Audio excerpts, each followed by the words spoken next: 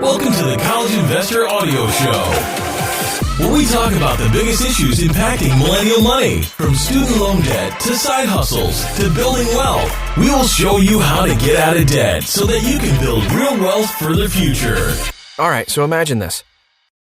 One day, your boss pulls you into his office, sits you down, and says, "There's a problem." However, your work itself has been flawless. But he doesn't want to talk to you about work. He wants to talk to you about your credit report.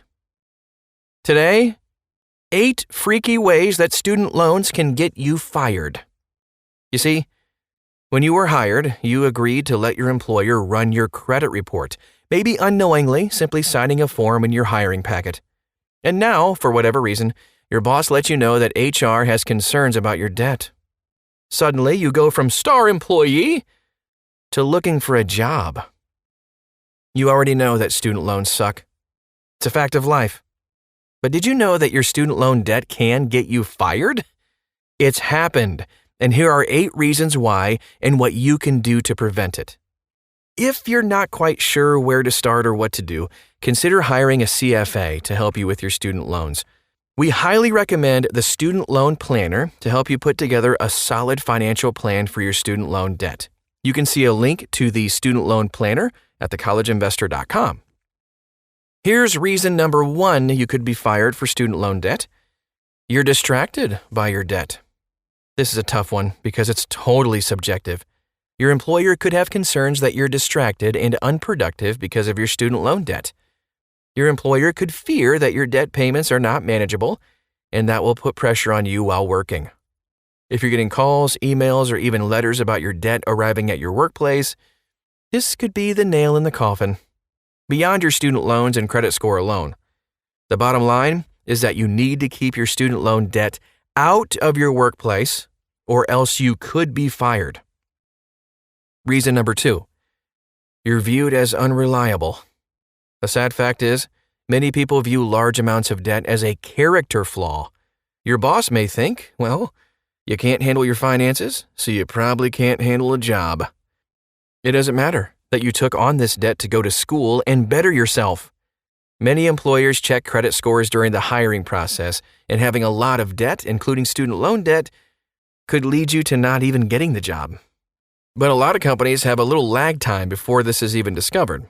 There's an example of a woman who was fired after 6 months of working because it took that long to discover her debt. Imagine working a new job for 6 months, doing awesome, and then getting fired for your student loan debt. That's awful. Ugh. All right, here's reason number 3. Debt and cash handling don't mix. If you're in contact with cash, or maybe the company's bank accounts, your employer might be concerned that shortage might occur and you might be the cause. Going back to number 2 above, they might have concerns about your character and think that you could use the company's money as an easy way out of your own student loan problems. If you work in banking or financial services, it's a very common practice for the institution to pull an employee's credit regularly, like every 6 months or even annually. If you are flagged as having a lot of student loan debt, or they have concerns about you making your minimum monthly payment, you're going to be flagged as high risk. And, in turn, you can be terminated for having that student loan debt. Reason number 4, you must maintain a security clearance. If you're going to have a job that requires a security clearance, and there were over 1 million public and private sector jobs that had a security clearance, you will be subject to a credit check. Having a little bit of student loan debt, that shouldn't hurt you. But having a lot of debt, student loan debt, or even student loan debt combined with other debt, could get you fired. The risk in your employer's mind is that you could be vulnerable to being bribed by a foreign government in exchange for paying off your student loans. And in most cases, they don't simply pull your clearance. They fire you too.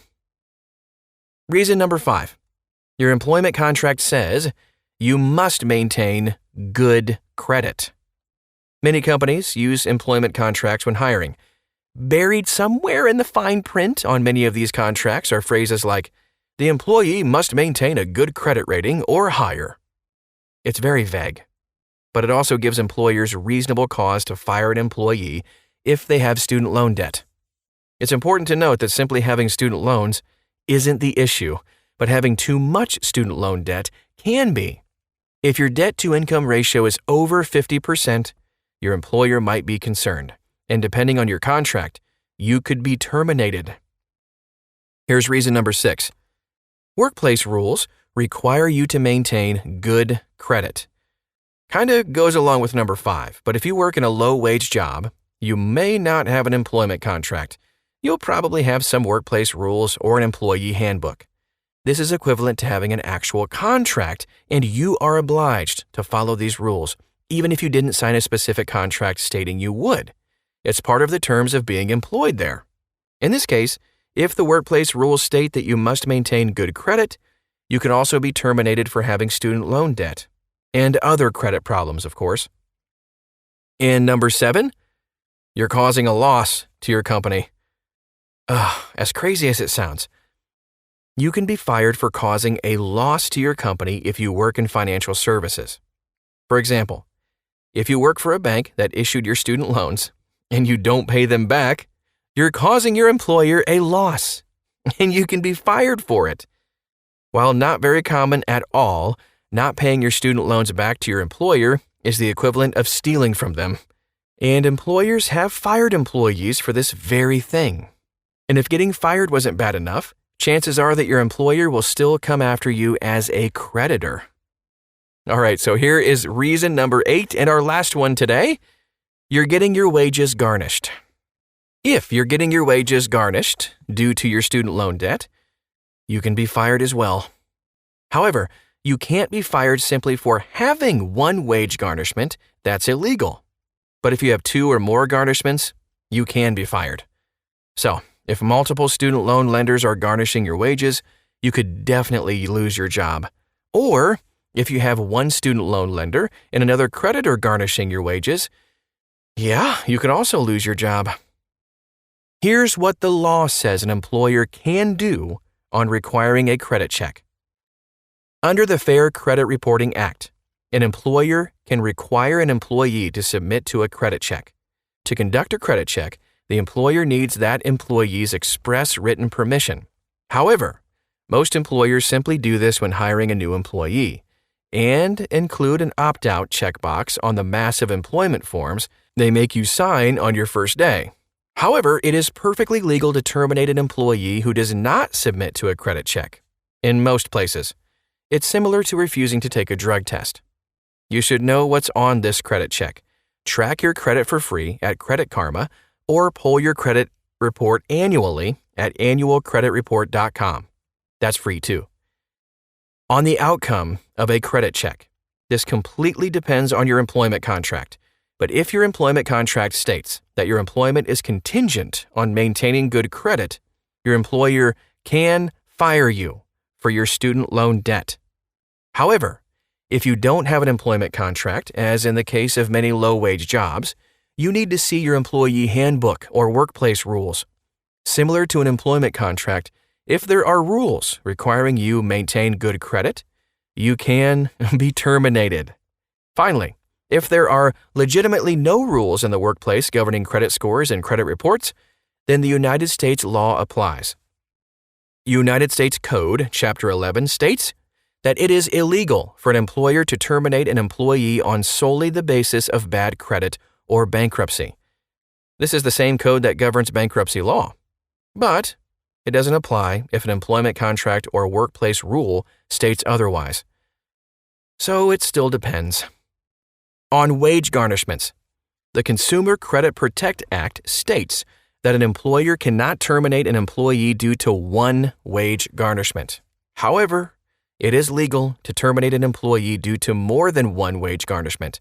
That means if you have problems with student loan debt and more than one creditor is coming after your wages, you could definitely lose your job. So, after all that said, here's how to know where you stand. The best defense against getting fired for having student loans is to know where you stand. This means checking your credit report regularly and never missing a student loan payment. You should also check your credit before you start your new job or a job search in general. If you want to check your credit report, there are a lot of free services, like we mentioned, Credit Karma, that not only gives you your credit score, but also tells you what you need to do to improve it. We love Credit Karma because it's free, and they have a lot of great tools to help you improve your credit too. They also have monitoring that can help you make sure that you maintain your credit score over time. If you ever do get called into your employer's office to discuss your credit, don't accept getting fired. This isn't common, and in most cases, your employer will work with you to help you improve your credit. Many larger corporations offer employee services that can help, like free financial planning. And even if you don't take advantage of it, simply telling your employer your plan to get out of debt and offering to give them updates and check-ins could help you save your job. That is our show for today. I hope if you're kind of faced with this or maybe even a little bit worried about it, that this helped to ease your fears and stress a little bit. If you want to dive deeper, take a look at some of the resources we listed today. You can find this article and a whole lot more at thecollegeinvestor.com. Just simply type in the name of this podcast in the search bar and you'll find it. Thanks again. We'll talk to you again real soon.